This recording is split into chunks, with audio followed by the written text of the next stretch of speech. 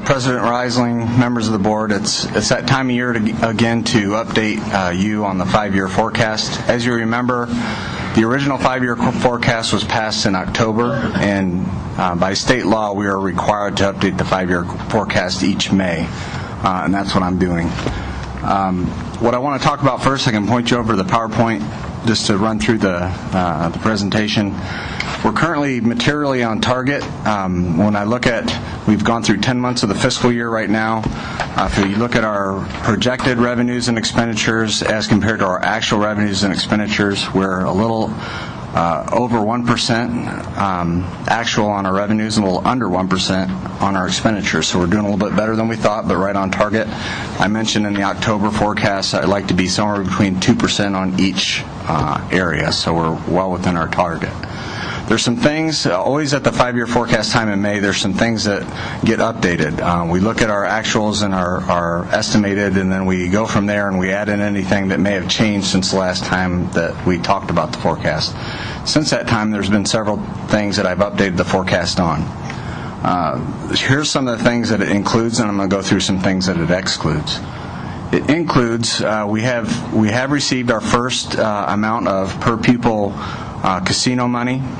That amount came in January, and it was a little over $400,000. That money is going to come each January and each August of each year. So this current fiscal year, we only had one payment. Next year, we'll have two payments.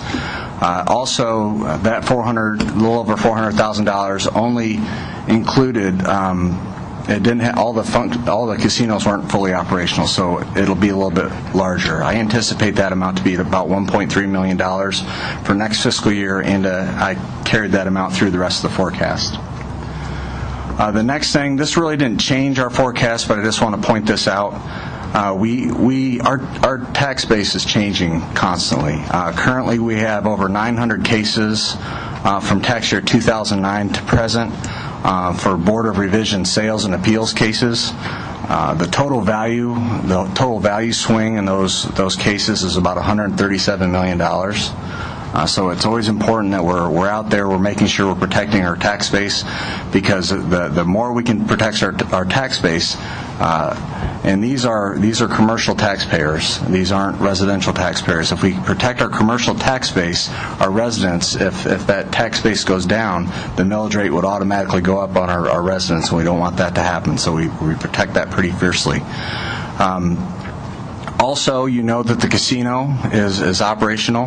As of January 1, 2012, that casino was valued at about a third of the value, and that amount was about $19 million. So I anticipate the total casino value to be around $60 million, somewhere in that ballpark. So that's a positive for us. The total collections on the casino, the total net collections for the school district could be a little bit over $1 million, so that could be a good thing.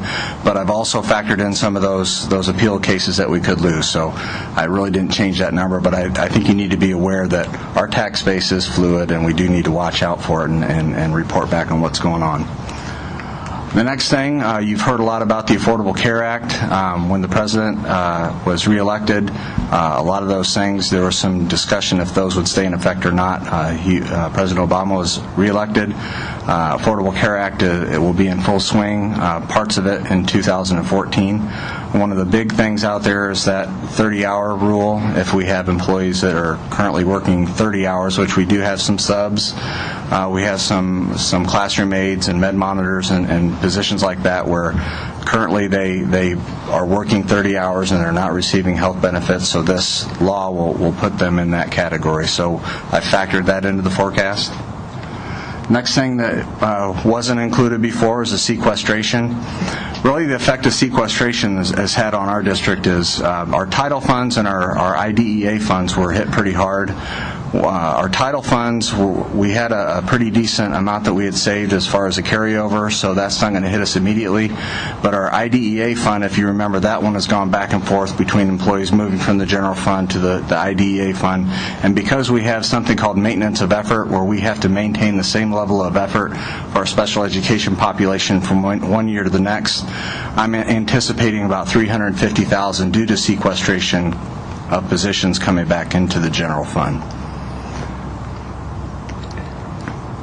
The next one, at our March 9th, 8th and 9th visioning meeting that we had, there was some discussion about potential of looking at all-day, everyday K starting the 2015-2016 school year. And you asked me to put that in the forecast, so I started to put that in the forecast. Right now, with all the changes, there really isn't a big bottom line change for the forecast. If you looked at October's to the current one in May, there wasn't that big of a change in the forecast because we did receive some more casino money.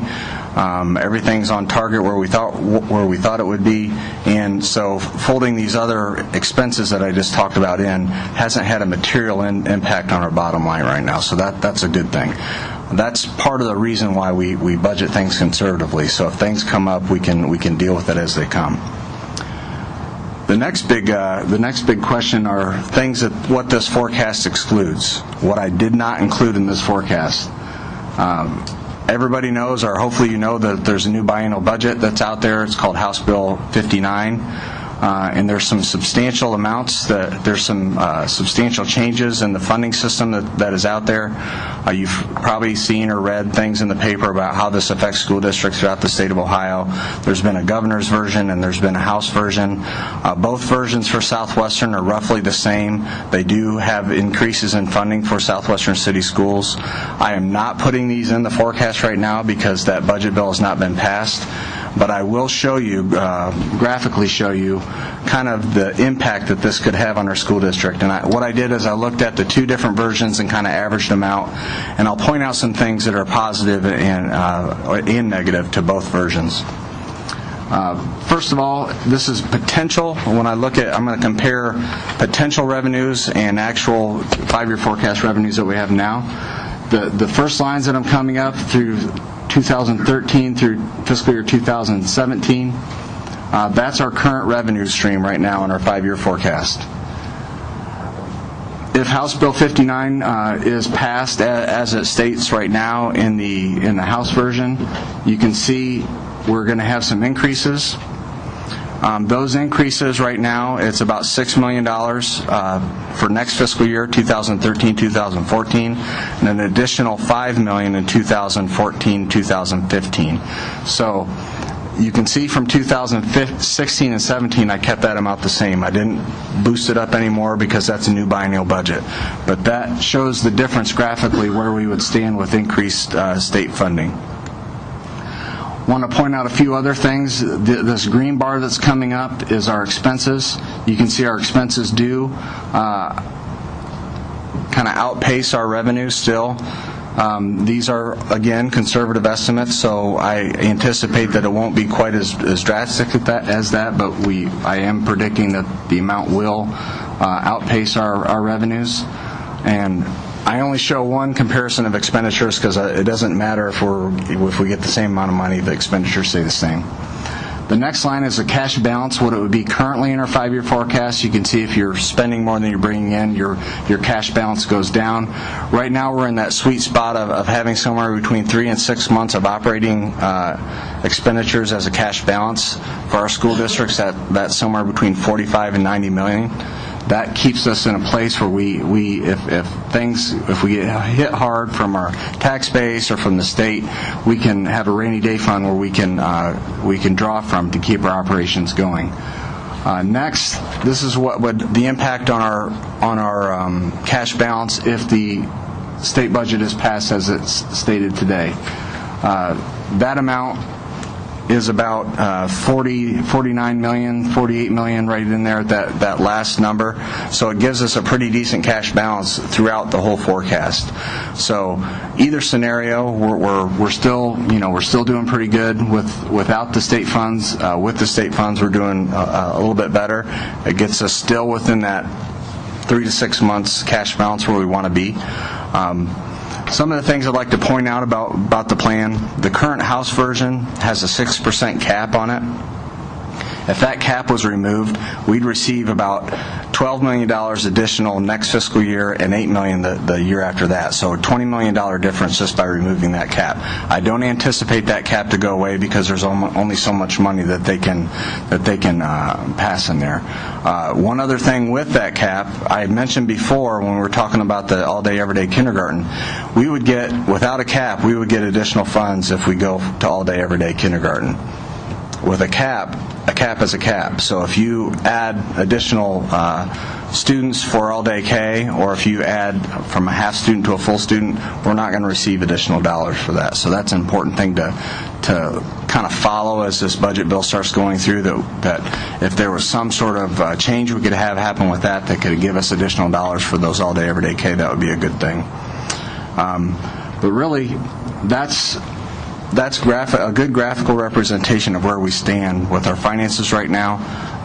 Nothing really material to report, no big changes. That's where I like to be in May, to come to tell you that the bottom didn't fall out of our market anyway. So.